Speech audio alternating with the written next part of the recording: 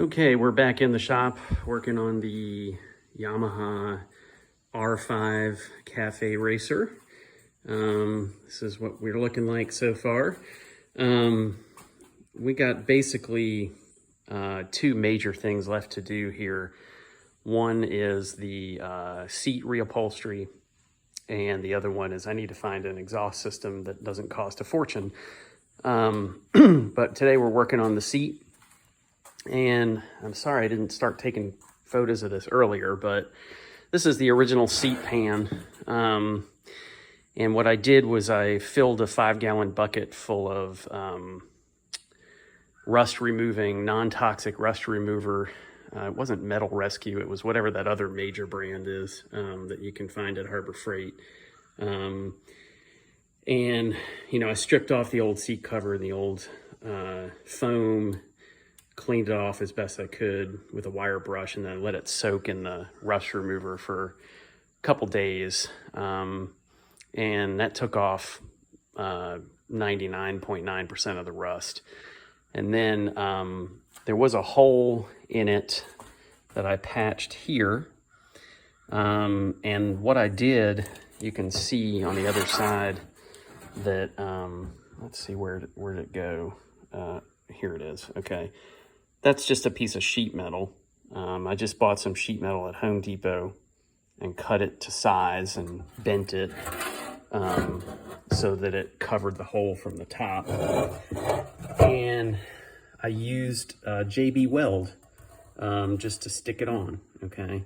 So I didn't even actually have to do any real welding. I just used JB Weld, and that was the biggest hole that was in here. There were some other tiny pinholes that I filled with JB Weld, but they were real small, and you can't even tell where they were at this point. But you can see, you know, some rust had started to eat away at the pan, but it wasn't major except for that one spot that had a hole. So what I did was I bought this product, Rust Reformer, and that's what that black paint is that's on there, is the Rust Reformer. And they say this is supposed to seal the rust so it doesn't spread. So then the next thing I did was I bought from HVC Cycle, who sells a lot of stuff for two-strokes. I bought seat foam, and they have a cover for sale that already has the Yamaha logo on it. And these are rivets, and the rivets are I've started to do one piece of this so far. And what the rivets are holding on are these little strips with teeth on them, which I also bought from HVC Cycle. So the original seat, the original seat was cover was basically held on with these tabs. These were just folded over.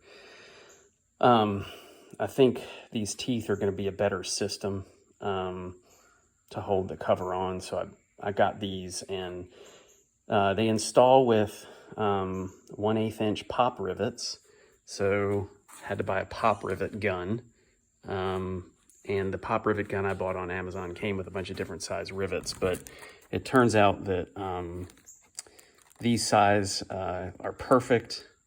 1/8 diameter, 1/8 inch grip. And I got 25 of them with the gun. I've been learning to use the gun and already wasted about four or five rivets.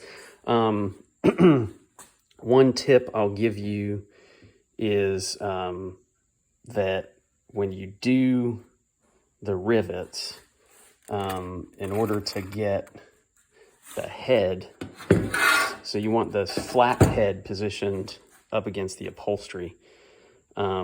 And so to do that, the rivet goes in this way. So the long end goes in the gun. So you want to go in through the top to do your rivet. Because if you go in through the bottom, which is what I did at first, because I'd never used a rivet gun before, what ends up happening is that you get the long piece of the rivet sticking out on the top of the seat pan, and that would poke into your seat upholstery, which you do not want, okay? And the other thing that I learned that you can learn from by watching this video is that the teeth need to face this direction. I originally put this on with the teeth facing the other way, which I realized immediately was wrong, because the cover's going to wrap over and you want it to hook onto these teeth. And then you fold the teeth down.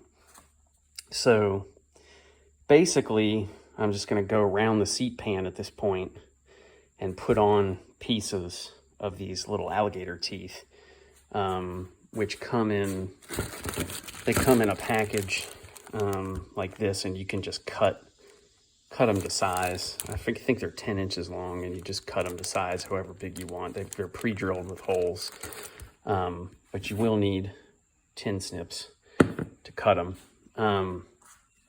And let's see, I feel like there was something else I was going to say. Oh yeah, so the teeth are folded down, you know, in the package. So you want to get the teeth popped up a little bit before you install this thing.